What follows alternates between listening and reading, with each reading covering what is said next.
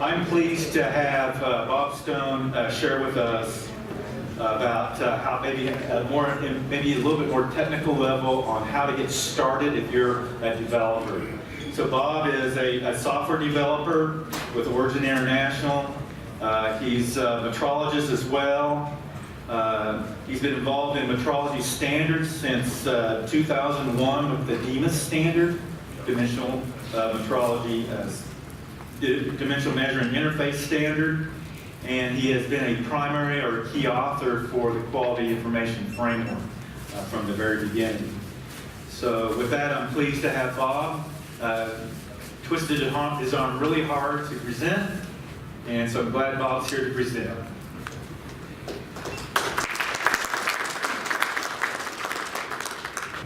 Good morning. I'm here this morning as a member of the Dimensional Metrology Standards Consortium. We're the organization that brings you QIF. You've heard some hints of how easy it is to develop with QIF, and I'm hoping that this talk will make it a little bit easier. This is the complete beginner's guide to QIF implementation. So, what is QIF? Don't worry, this isn't another one of those talks. What we want to answer is, what is QIF from a software developer's perspective? Well, first and foremost, it's a standard.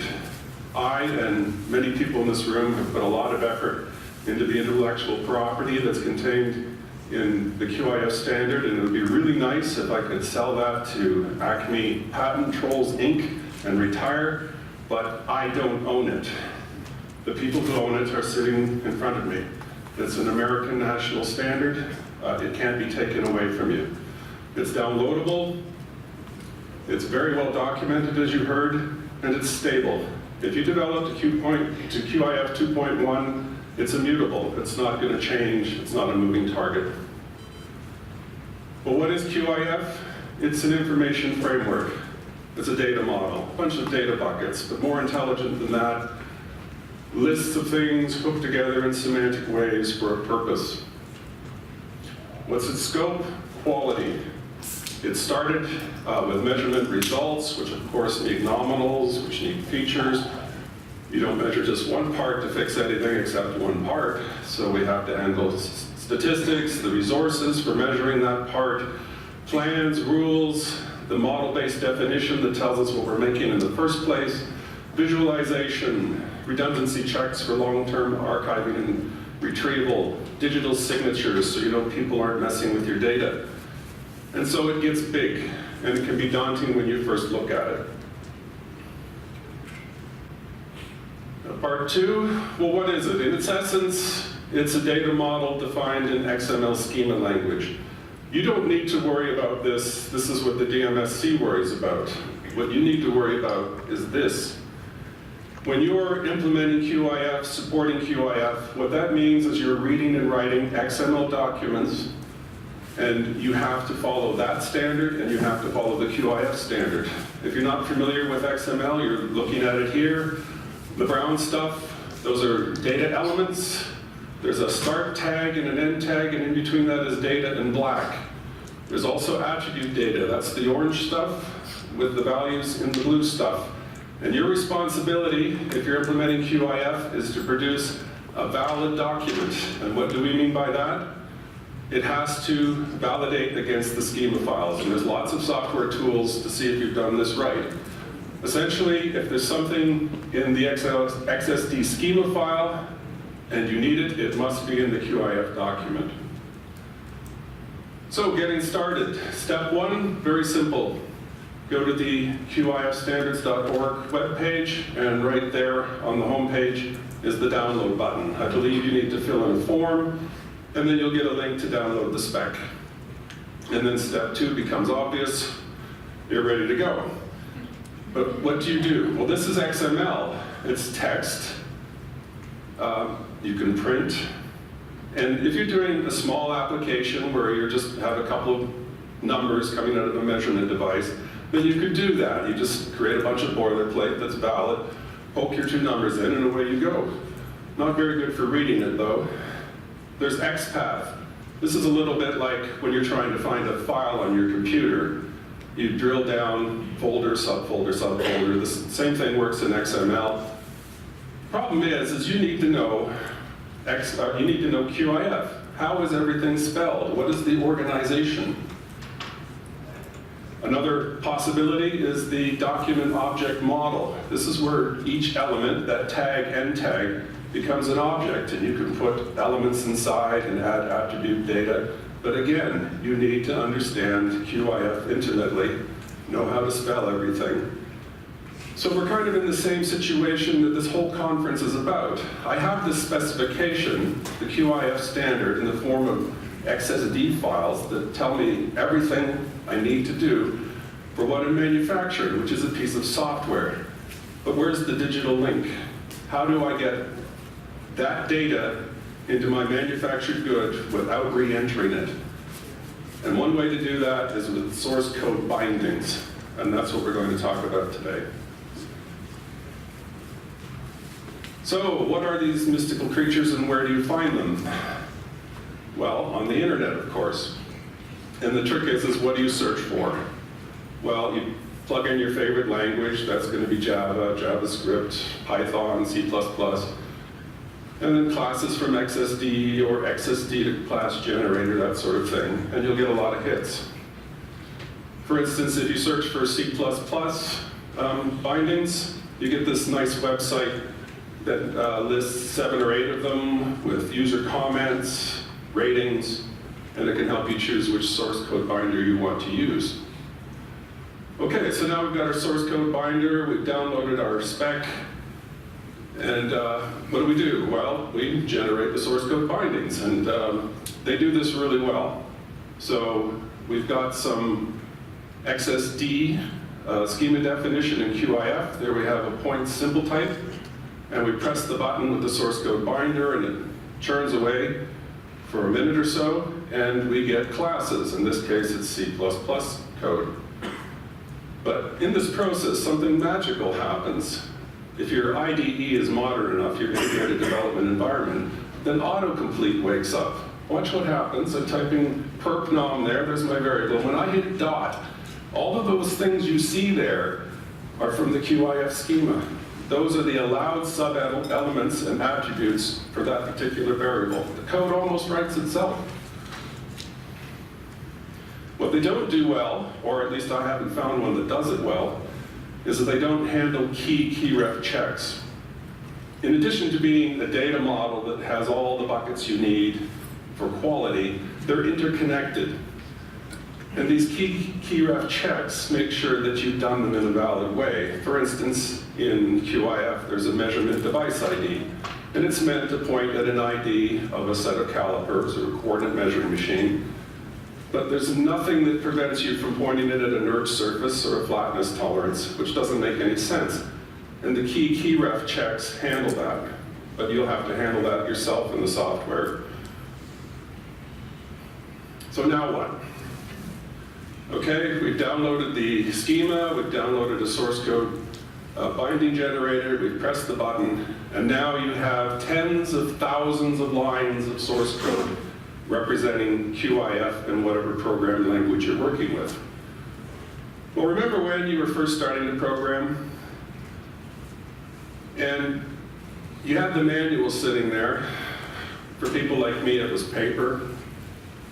Younger people than me, it'll be a CD, and the youngest yet, it'll be online. And that was useful, but it didn't get you started. What you needed was that first functional app, and it was usually called Hello World. How do I get Hello World onto the screen? And that this is what this is all about. The DMSC is offering 3 open source Hello World applications to get you started with QIF. But first, some legal disclaimers. It's free and open software. You can modify it, use it for commercial purposes. You can sell it if you want. You can do anything you want. It's sort of covered by the unlicensed. But most important, it's delivered as is and without any warranty whatsoever. So if you download this software and use it and you cause the zombie apocalypse, that's your problem.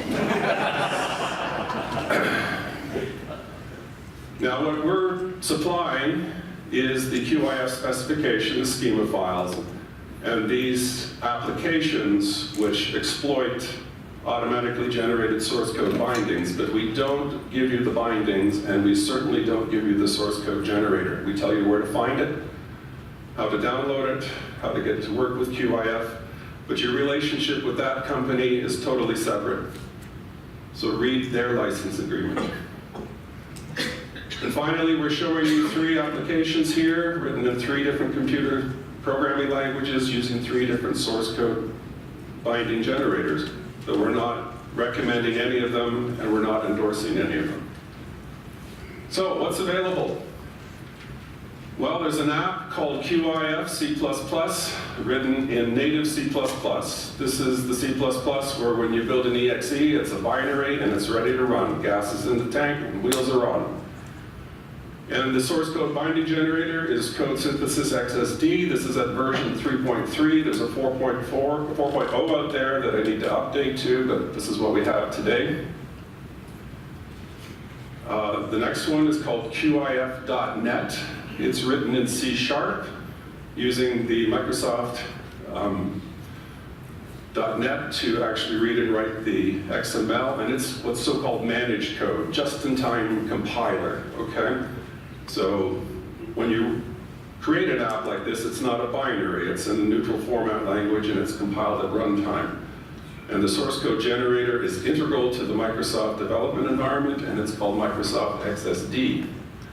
And finally, there's 2 Python scripts, demo QIF out and demo QIF in, of course written in Python, and they're using Pixby to read and write the XML, and that's the source code bindings are created with their Pixby Gen tool. So where do you get these? Well, this is the first public announcement of QIF community on GitHub, and there's the URL to get to it. You can find the apps to download them, and later on we'll talk about using this as a means of getting support if you have trouble getting them going. So what do these apps do? Well, QIF, you're either creating a QIF document or consuming a QIF document, so they have input and output sides. On the output side, now don't get excited, it's not diving into a solid model with PMI and extracting all that. What it's doing is it's hard coding the information you see, those feature types, those tolerances, and it creates a QIF document in a very top-down, hard-coded fashion. But to do this, we set up units, define datums, that's your ABC, datum reference frames, those are the things at the end of your geometric tolerances. We have features. That particular part has a plane, 2 cylinders, and a very shallow cylinder that we're going to measure as a circle. So we have the nominals for those features and actuals. There's faked up actual results in this application. We hook the datum to the feature, so now we have not just a datum A hanging out there, it's actually hooked to the plane. And we do the same thing with the characteristics, the tolerances. We define the nominals and the measured results. And we introduce you to measurement resources a bit. There's 2 possible measurement resources that can be used to measure the part. Only one of them is used. There's a trivial measurement plan in there. And when you run it, it generates a valid QIF document, and then it pops up Notepad so you can look at it. The important thing to notice if you look at the source code is the order in which things are done in the source code is not the order in which they come out in the QIF document. The source code binding generator looks after all that overhead for you. So in the code, you'll see things like this, hard-coded plain data. It says 000 with a vector of 001. Your data goes here if you're taking this application and busted it into something useful. What do they do on the input side? Well, they take a QIF document like the one we just produced, and they're going to produce a DMIS results file. When you're consuming QIF, it's all about knowing your entry point, your point of entry. If you have all your measurement resources modeled in QIF and you want to print out an inventory, then you jump into QIF looking at the measurement resources element or the measurement devices element and walk through it. If you're doing a bill of characteristics, then your entry point is characteristic items if you've got them. Otherwise, you would go down to characteristic nominals. If you're doing a first article inspection report with measured data, then you would jump in at characteristic actuals under the measurement results. DEMIS is very feature-based. So our point of entry is in the measured results at the feature actuals. And this side of the application is anything but top-down. It mines from the QIF, which is at the bottom, and uses that to create DEMIS. It's not hard-coded. So we learned from there that we have millimeters, so we know the units are millimeters. Here's the relationship between a feature and a characteristic, mined from the QIF using that ID 11. The feature nominal data comes out of the QIF. It tends to be in a couple of different pieces, which are explained well in the PDF documentation that accompanies the schema files. Here's a characteristic being defined. Here's the actual data, hooking back to the nominal data. And here's the actual flatness. You see the word pass there. That's what causes the word intol to appear there. And finally, there's a datum definition. And after it's done all this, it generates the DEMIS result document and opens it up for you to see.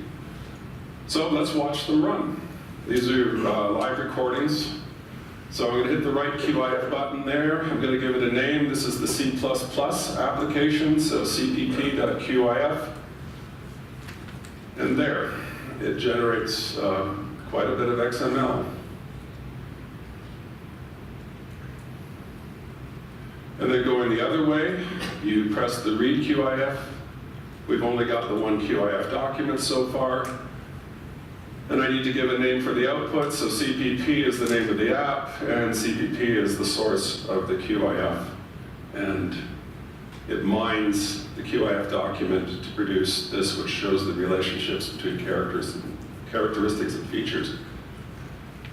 And here's the same thing running in Visual, or in C#. Now, I confess, this is a bit of a fudge, this one, because it's just in time compiled.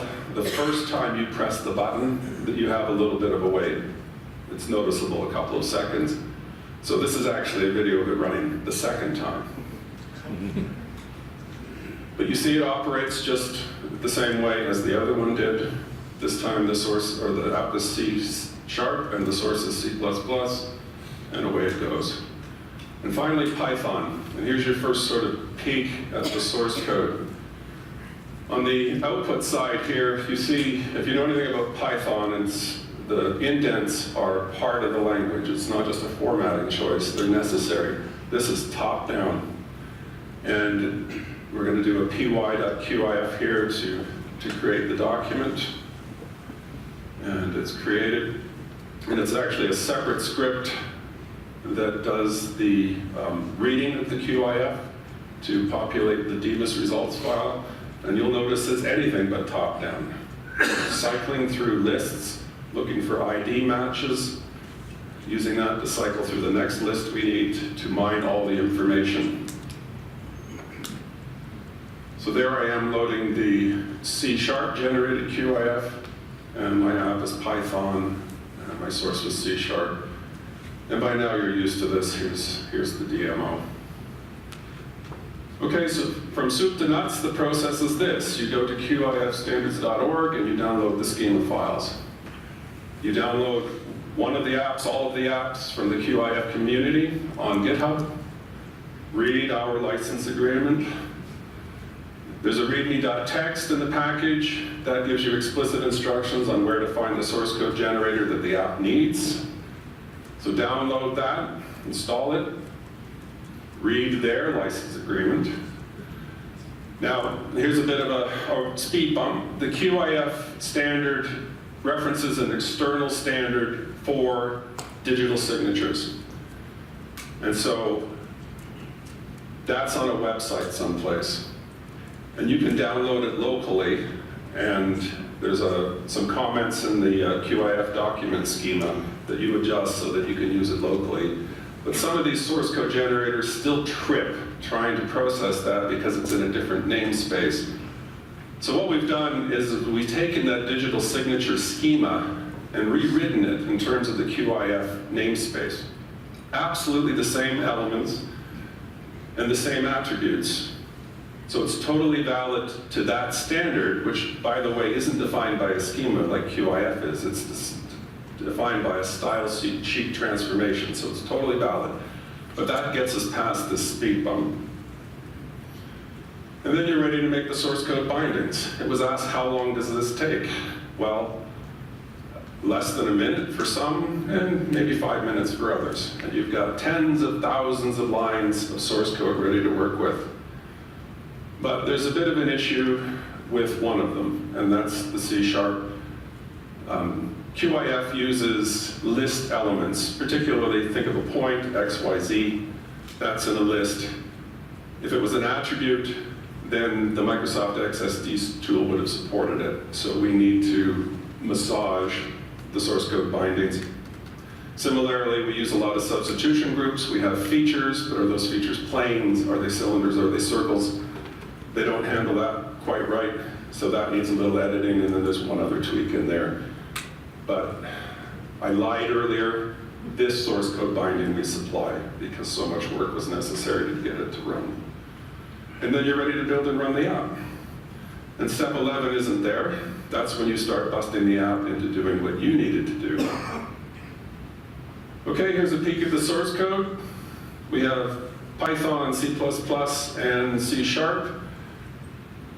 They're regionalized for your viewing pleasure. Heavily annotated. It's not obvious what's going on based on variables and methods. We tell you what's going on. And all three apps are absolutely parallel. What actually happened is C# was written first, and then the blocks of code were copied over to C++ and copied over to Python and busted into shape for those. So you can watch them run in parallel. And a bit of a expectation management here. I'm an old C++ guy with one foot firmly back in C. And I'm holding up in my hand two numbers. This is the number of C# apps that I've written that are non-trivial, and this is the number of Python apps that I've written that are non-trivial. So if the question is why did he do it that way? Now you know. Okay, what do these teach you? Well, QIF has these lists, and there's a redundancy counter that we call N. If there's supposed to be 10 things in the list, and there's only 9, it throws a flag. This is important for long-term archiving and retrieval. We teach you how to manage that. On the input side, it's a bit more complicated. Do I have the lists I need to do what I want to get done? How do I traverse these lists? How do I find the connections between things? And how do I handle these substitution groups? That's finding out the type of objects and casting them. And that's all in each of the source codes. And there's a lot of details in there. We try to get you past a lot of the learning curve. Getting a valid QIF, or a valid header in the QIF document was tricky in all three of them. C# list elements and substitution groups needed some work, and that's looked after. C# elements of the same type, for instance, high tolerance and a low tolerance, they're both linear value types in QIF. Trying to figure out who came first is tricky, we get you past that. Interestingly, when you're asking if something exists that you need, because a lot of things, almost all things in QIF are optional, you say, is it null? And if the answer is yes, then it's not there. But there's a couple of things where it's always there, even if it isn't, and there's a separate way to handle that. Python substitution groups were a nice little learning curve. In Python, there's no variable types. Everything comes to life when you instantiate it, and if you instantiate it as a type, it came out in the QIF document one way, the way we didn't want, but if you instantiate it to the element name, then it works. When you add something to a list, is it by reference or by clone? In other words, I've added it to my list, now I change it.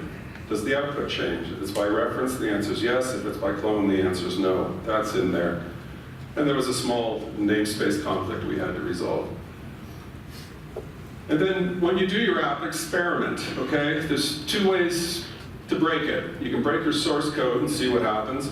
You can break the QIF document and see how the app handles it. Now these emojis need a little bit of explanation. It's a little bit like when you're married, and you want your husband or wife to be happy. unless something really bad happens, like you die, then you want them to be sad. So sad is good and happy is bad for these. And you'll notice that Python just doesn't put up with any crap at all. Okay, C Sharp's quite more forgiving, and C++ is kind of down the middle. Now, the reason I have the question marks there is it could be argued that if it's your fault, you want to get it fixed. But if it's the other party's fault, then maybe you should be a bit more forgiving. So it is a lot like being married. Okay, so here are the takeaways from this talk, we hope. QIF works with these XSD source code binding generators. You've seen 3 of them run. Okay, these are open source apps that you can download. You now know where to get them. You can use them as something that you build upon itself, or, as you see, there were 3 parallel there. You can use that to implement it in your own language, a different language with a different source code generator. And we've given you some experimental tests to play with to help you assess the robustness of the source code generator. And if you need support, enter an issue at the QIF community on GitHub. And this is an open source effort. So if you can, contribute. Do an app in a different language. Just a command line switch to get that Microsoft XSD to produce Visual Basic or Java code. That was all very Windows-based. Try it on a different OS, Linux, Mac, some of the mobile ones, iOS, Android. Try a different compiler. Try a different source code generator. And share. But don't share the generated source code bindings. That's somebody else's business model. Now somebody has the opportunity to implement QIF as an open source application, QIF being an open source standard, using an open source compiler, using source code bindings generated by an open source code binder, and running on an open source operating system. Somebody needs to do that just to say they did. And with that, I say thank you, and other questions.